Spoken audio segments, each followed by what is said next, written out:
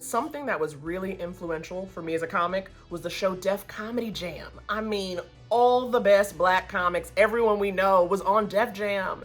And I was like, look at these black people thriving, loving their lives.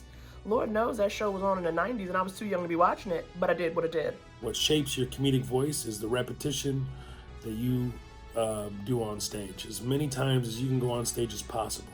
It's a 10,000 hour rule.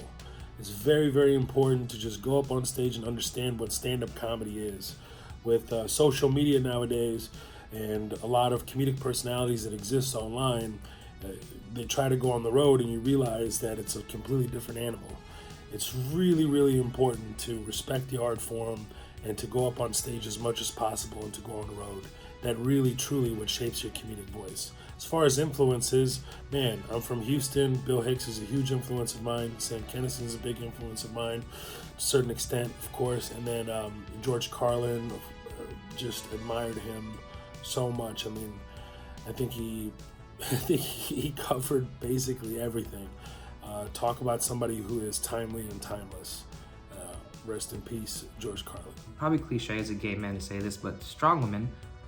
Strong women throughout my whole life. Especially in pop culture. Like when I was a kid, it was Grace Jones for sure. She's been my icon my whole life. I remember watching her on Conan the Barbarian 2, and she had that epic line of, if I want a man, I take him, and I grab him. And that spoke to me so much. Something that absolutely shaped my comedic voice is the Spice Girls movie, Spice World.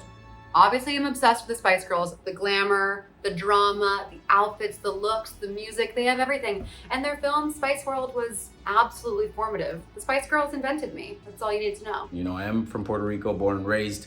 So when I was younger, I think my first introduction to comedy came from people like Raymond Arrieta and Sunshine Logroño, which is fantastic. Also, I'm a 90s kid, so obviously Jim Carrey had a profound impact in me. But I would say for stand-up, the first time I saw Pablo Francisco on Premium Blend, if I'm not mistaken, it blew my mind. It really did. So stand-up wise, I was very much influenced by Pablo Francisco, George Lopez, and Freddie Soto. You know, I can say that watching Whoopi Goldberg on film when I was young has certainly helped shape my comedic voice.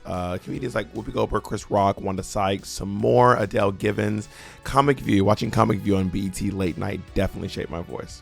The book, The Hitchhiker's Guide to the Galaxy, and that entire series by Douglas Adams, because I'm a gay guy and you're not supposed to talk about how much you love like dorky sci-fi comedy, but I do love dorky sci-fi comedy.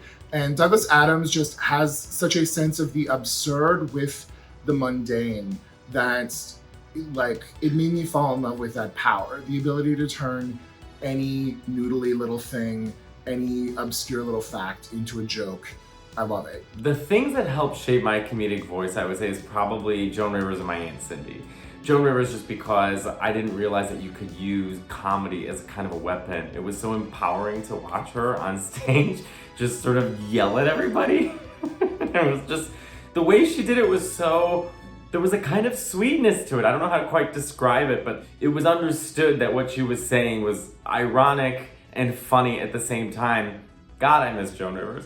And then also my Aunt Cindy, just growing up, you know, I have like 34 first cousins now, and we all grew up with each other. And my Aunt Cindy would just have the best stories. She would come home from shopping or whatever and had these war stories. Like, I got into a fight with this person today. We would cheer her on, and just was, she made it all so funny. And I think a lot of my comedic timing comes from my Aunt Cindy, to tell you the truth.